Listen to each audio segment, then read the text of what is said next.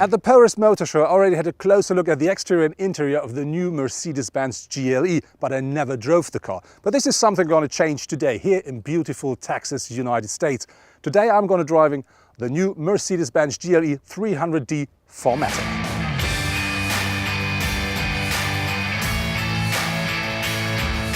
So now let's have a closer look at the design of the new GLE, and of course we do start with the front. The first thing you really see instantly is the new grille.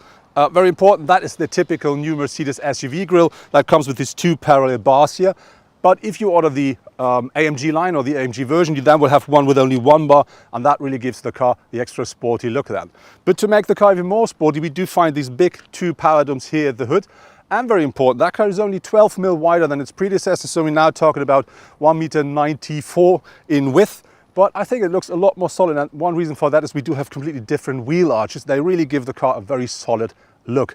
Another feature which is brand new and I think really nice, the car now features, as standard, full LED headlights with LED daytime running lights, but our car is featuring the so-called multi-beam LED system with the ultra-range high beam on board, but that only comes for extra costs.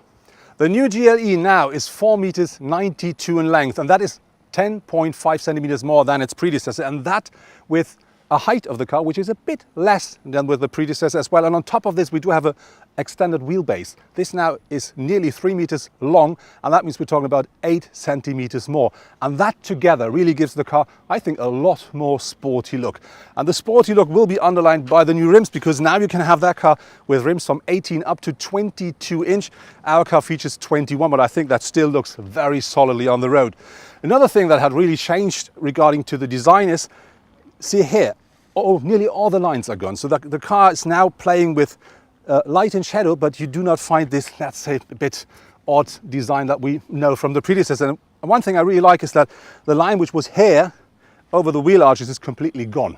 And that really gives the car, from my perspective, a really new and fresh look.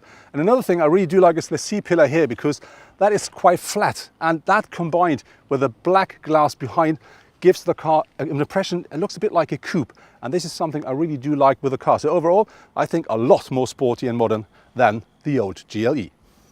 To give the car a bit more of a rough look, you will find these claddings here at the wheel arches as well as at the side of the car. Very important, they as standard come in grey, but you can also have them, depending on the model and the engine, in the same color as your car. Looking at the rear of the GLE, you will find less lines, less edgy things, and that I think makes the car a lot more modern. Very important regarding to being modern is we now have full LED taillights as standard with the car as well, and very important, they're split in here, and that gives us this triangle form or shape right here. And this is something you have to get used to, because you will find that with more and more SUVs from Mercedes-Benz. Another thing which I really like from the rear is you see these shoulders, these massive shoulders, very nicely from the rear with these wheel arches here, and that really gives the car from the rear a very solid, very sporty look. And on top of this, yes, you do find two of these exhausts here, but they are fake. But nevertheless, even they are fake, I think it looks simply great. What are the biggest changes you did to the car when we look at it? Because I think it looks a lot more sporty than the old one. So the biggest thing for us was, in terms of central purity, make it voluptuous. You know, give it really soft surfaces and model it. So the surfaces are being modeled by light and shadow more than by just lines, crease lines or things like that. The car now features a lot longer wheelbase. And how did you get it to make the car even look more sportier, even though you have completely different dimensions?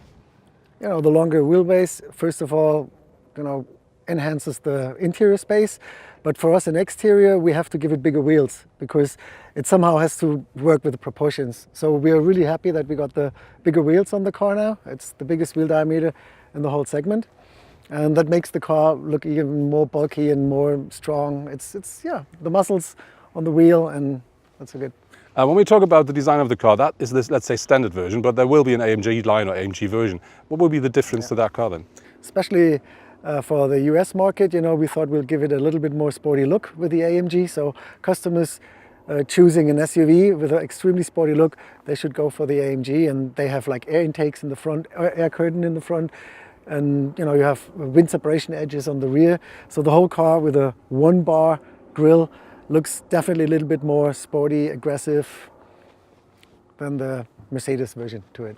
The bigger interior space of the new GLE, of course, you find in the boot as well. That car now offers between 825 up to 2,055 liters of maximum boot capacity, depending on how you fold the seats.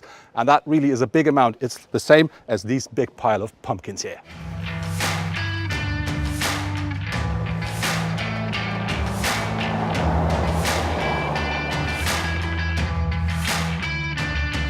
At the moment, there are 4 different drivetrains available for the new GLE, which are 3 diesel, 1 petrol. The diesel engines, they offer a power range between 245 up to 330 horsepower. Very important is the smallest diesel is a 4-cylinder, the other 2, they are 6-cylinder engines. And then there is the petrol, which is the car we're driving actually. This is the GLE 450. Very important with that car, not only delivers 367 horsepower and 500 newton meters of maximum torque, it also features the 48 volt system. And that means you can have, with the EcoBoost, another 22 horsepower and, more important, 250 newton meters of extra torque. And this is something when you accelerate from low revs, you really can feel instantly. And very important, with all the new GLEs, they all feature the 9G-tronic automatic gearbox. And of course, all-wheel drive is available as well. Let's talk about the interior of the Mercedes GLE. And I really think that Mercedes did everything right with that car. We do have this very big instrument cluster here, which features 2 12.1-inch screens combined under a glass sheet. So we really have a big wide screen in that car. It of course features MBUX, so it really delivers everything you want. And very important here, we do have the next level of a head-up display on board, and this really looks in front of you, projected on the road like a widescreen as well. So this is really something very, very nice to have and very nice to look at, so you can really focus on the road with the car, and that makes absolutely sense. Regarding to the rest of the interior, the car really is a mixture out of luxury and a modern designed piece of art. I really like how I sit in the car. It's extremely comfortable.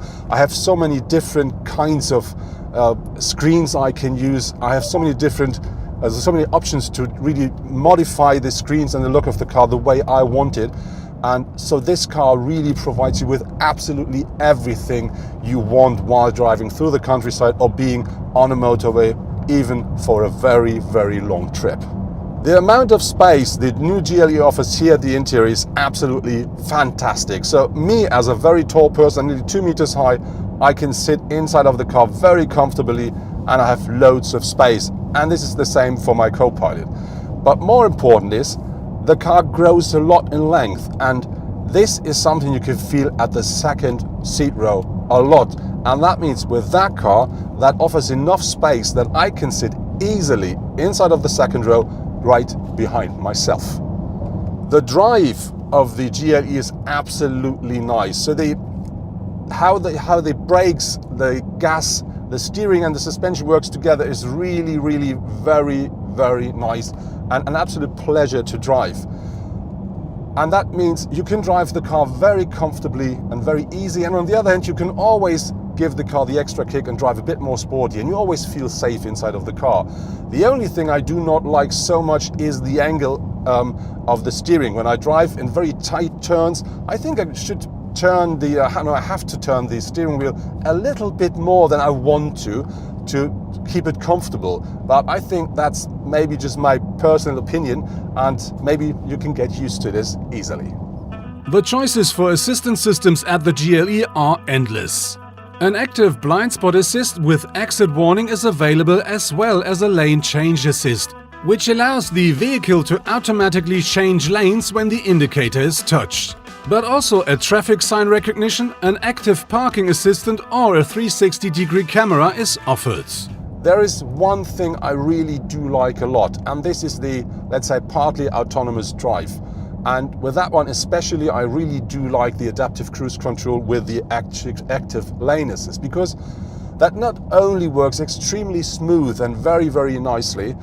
On top of this, if you are heading a traffic jam, the car really does not only adjust the speed to the guy in front of you, it also, when it comes to very low speed, goes absolutely to the side to give, let's say, cars that are on their way for help people in emergency can just pass you. And whenever your traffic jam goes a bit more fast, so you're getting into standard traffic again, the car then automatically goes to the middle of the road again, so it drives normally. And that is really something I do like a lot, because it's not only comfort, it's also extra safety.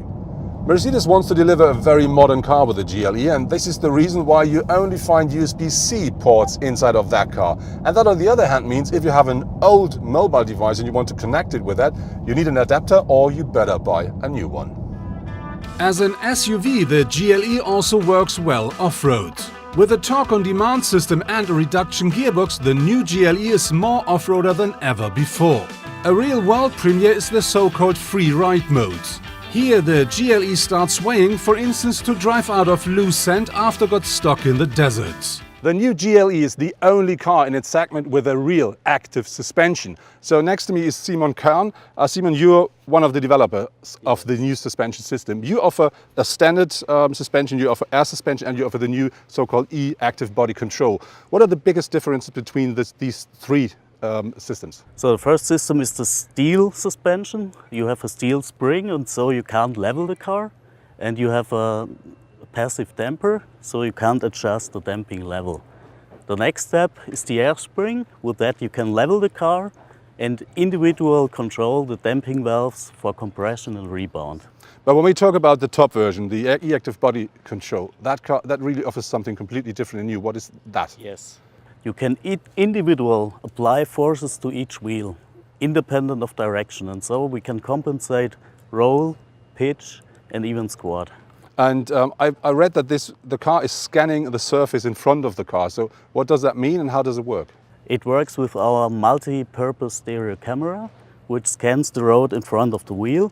And the main difference is you can act in advance instead of just react. Oh, so that means with the new GLE, I can drive the car like flying with a carpet, and we're going to try that out quite soon. Now I've grabbed one of the cars which is featuring the so-called E-active body control, which means a real active suspension. And the car now really scans the surface of the road in front of me, and that really is a great feeling. It's so smooth, so easy, and it's a lot better than the air suspension, which is already great. And another very important feature here is we just activated the mode which is called curve, and that means that car really goes into the curve, a bit like driving a motorcycle. And with that on board, even with that big, very heavy car, driving small curves and turns is an absolute pleasure. With the Mercedes 300D we drove, we do have a car that offers us 245 horsepower up, but out of a 4-cylinder engine. And I think that's more than enough power, but I really do prefer a 6-cylinder because I really like the culture of these engines. And this is the reason why we're now driving the 450, which is a petrol engine, 3-liter 6-cylinder, and that offers us 367 horsepower. But I think more important is 500 newton meters of torque. And very interestingly, this car here features the 48-volt system. So we do have the so-called Eco Boost system on board, and that then delivers only a little bit more of horsepower, but up to 250 newton meters of extra torque. So this really is something you can feel while driving. And I really have to say, I think a 6-cylinder engine does fit a GLE a little bit more or a little bit better than a 4-cylinder.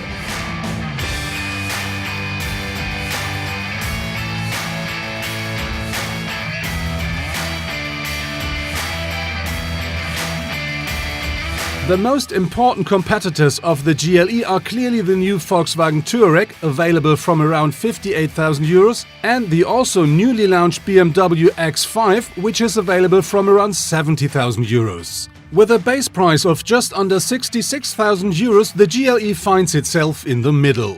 The basic version of the Mercedes is powered by a 245 horsepower 2-liter 4-cylinder diesel. Both the Volkswagen and the BMW are starting directly with a 6-cylinder diesel engine, but with a similar output. In contrast to the BMW X5 and the Volkswagen Touareg, the Mercedes GLE is currently not available with rear axle steering. That was my first test drive with the new Mercedes-Benz GLE, and overall I have to say, yes, I really do like the car a lot. I think the exterior design really changed completely, and that now looks like a very modern, very stylish car. When you look to the interior, that has completely changed. We now have MBUX as standard on board. We do have this maximum widescreen inside of the car, and then you do have these extra space now. So this really is a completely new, but I think a very, very nice car. And the drive of the car is absolutely fantastic. I'm not sure if you really need this super extra plus suspension, but even with a standard air suspension, the car drives so comfortably, and if you want, sporty as well. Very important, that car starts in Germany from about 65,000 euros onwards. But I think if you want to have the big engine and if you wanted all the extras, you better think about a number with 6 digits. But that's a Mercedes-Benz. But I have to say, if you do have the money and if you're looking for a modern SUV, you definitely have to have a test drive with that car.